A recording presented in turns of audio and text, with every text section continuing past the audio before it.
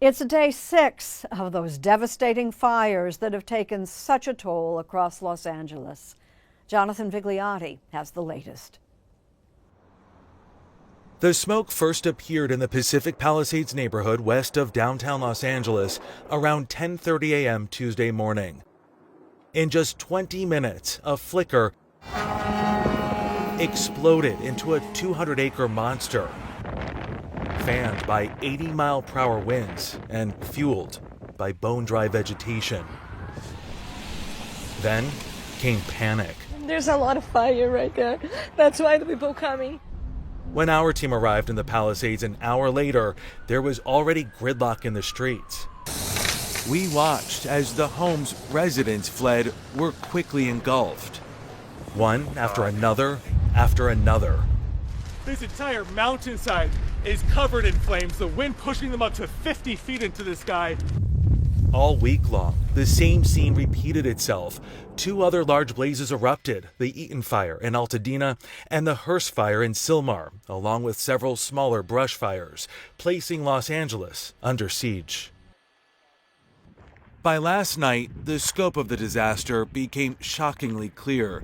At least 16 deaths, more than 12,000 homes and structures destroyed, and nearly 40,000 acres burned, an area larger than the entire city of San Francisco.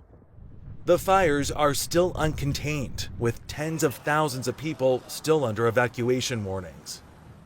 On Thursday in the Pacific Palisades, we met Laura Postotnik and her partner Jeffrey Swartz as they first discovered their home destroyed.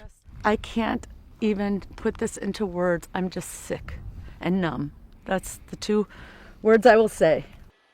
As the fires still rage, Angelenos are left asking how and why. While we still don't know the cause of the fires, the conditions were perfect. Southern California's annual Santa Ana winds at their mightiest, paired with drought in LA County. There's been less than an inch of rain since last July. And all this in areas where nature, with its dry brush and vegetation, abuts civilization. This is what's known as the wild and urban interface. What is that? Well, it's where the houses meet the habitat. It's that simple. That's it. That's it. And that's where the threat exists. Absolutely. Travis Longcore is adjunct professor of environment and sustainability at UCLA. He says whenever humans and an ecosystem like the Palisades meet, the risk amplifies.